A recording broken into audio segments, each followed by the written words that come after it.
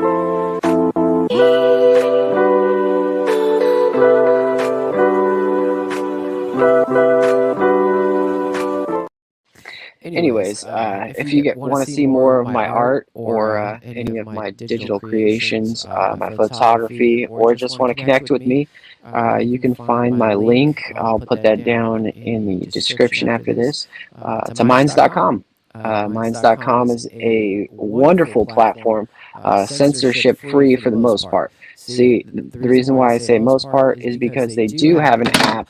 They have an app with the Google Play Store and with iOS, and so this app actually comes with restrictions for them, and so they do have an explicit thing for those apps. If you do go on the website or whatnot, you can see pretty much whatever you want to see. There are they do censor nudity, I think, and then super crazy stuff, but you actually don't get censored so much. It just goes behind a little click thing. So it's like, if you're scrolling at work or something, you don't want a pair of titties sitting on your screen. Have your boss walk up behind you and just be like, "What the fuck is going on? What are you looking at?" Because that would make your day terrible, and that would make Minds look really bad. And on minds.com, we have a lot of awesome conversations. I've got a gardening group on there with 320 or 350 people. So let's get back to this whole crabs in the bucket thing. This has been something that I've dealt with my whole life as a people pleaser.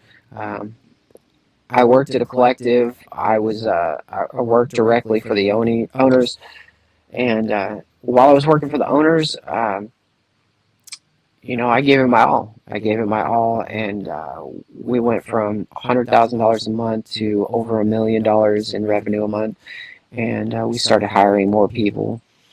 And when we started hiring more people, they didn't understand why I would get certain benefits that I got, even though I was the one working 12 to 16 hours a day just to kind of make sure that things were done. There would be oftentimes somebody would market a product we didn't have or market a product that wasn't ready. And so while everybody else went home, they clocked out for the day and said, "Fuck it." I stayed there. There were some days that I did it for free. I clocked out and, because everybody looked at me and they were like, you got to go home. You got to go home. We can't afford it yet. We're not there yet. Blah, blah, blah, blah. And, this is definitely not something I'm telling anybody else to do. I'm just saying I had it in me to take the ownership of the situation, treat a business that was the two people I worked for. It was their business, but I treated it like my business. I gave everything to it, and I reaped the rewards. And when people saw me reaping these rewards, they would get jealous, envious. They would start to steal and just cause minor grievances between me and other people. Just start spreading rumors and saying this and that. It's literally, it comes down to that crab in a bucket thing. And these people, instead of utilizing my abilities, utilizing the fact that I work directly with the people that own the company, they could have moved up, right? They could have possibly transitioned into a position where they wanted. If they wanted to learn how to grow plants, they could possibly go into the garden. If they wanted to learn how to be a buyer, if they wanted to be a processor, inventory person. There's so many different things and doors I could have opened up for them. And that's not being cocky. That's the thing people don't understand. People don't know what value you bring. And you don't know what other value, people bring. So when you're approaching people, you should probably treat them with the golden rule. I've fallen off the horse a few times. I've treated people, terrible in my life. And then I've treated people really well. Nobody is perfect.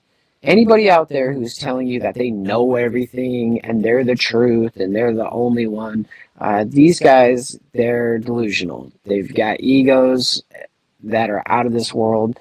And you you just don't want to be associated with this shit. All that stuff is just negative thinking, crab in a bucket, tear each other down, bring each other back into the pot. Um, when do those people actually succeed? Those are the people that you see 20 years from now, right? The same lady that's working at Walgreens or CVS or whatever, like pharmacy or like grocery store. And there's nothing wrong with that. If that's what you want to do with your life, you want to work as a grocery store clerk or a pharmacy clerk or whatever, that's totally fine. I'm not talking down to you. But the mere fact is, I'm going to be running the place in 20 years, and you're going to be the one still working at the place. And so it kind of blows me away when someone else throws out disrespect and diminishes your accomplishments without thinking what doors you could open, without thinking that possibly you could be their boss or you could be somebody important that they don't know about. It's just a trippy thing, isn't it?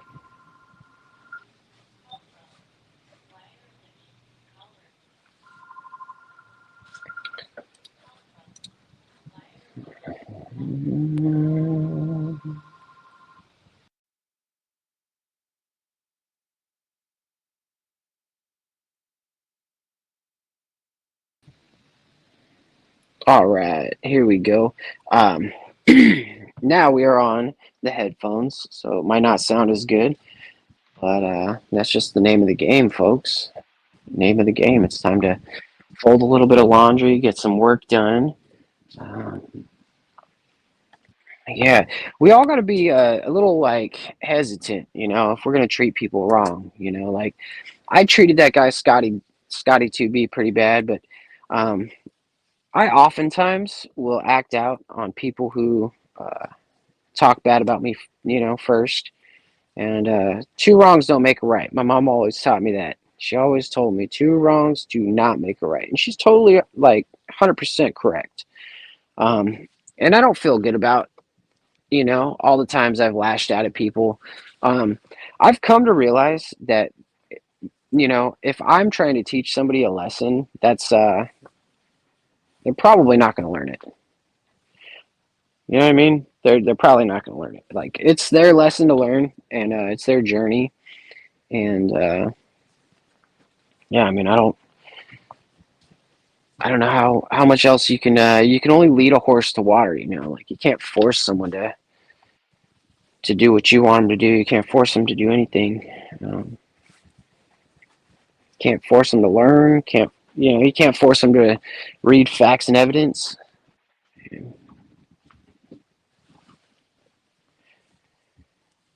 I mean, we saw that over the last 20 something years, 30 years.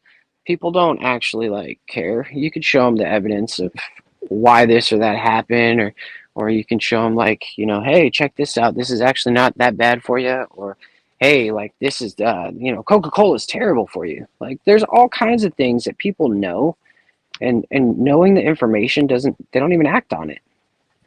So it's kind of like, why should I get mad at people? Why should I try to teach them or a lesson or use that kind of like dark energy? Why should I even be utilizing that? You could say it's appropriate, but I would say it's inappropriate. Like, because what I'm doing is I'm just putting out negative energy into the world, and then that negative energy is just going to create more negative energy. And I think that's like kind of where America's kind of hit that thing where we have all become so individualistic that we forget that together we can rise. Together we can create things. Rome, like they say, Rome wasn't built in a day. It also wasn't built just by one person. It's there's a lot of things in this world that take more than one person to do it, and people coming together and actually like doing things is powerful. It's absolutely phenomenal the shit you can do when you have the right amount of people with the right energy and the right motivation and stuff.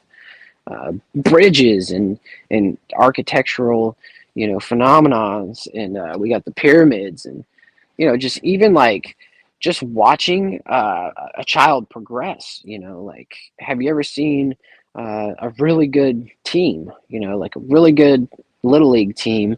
With a really good coach and really good like family support and stuff. Like, dude, the things that they can do, the things that we can do together, and the energy that we bring to the table is like, it's phenomenal. It's phenomenal. I feel like I'm like talking like Jack Talcott here today.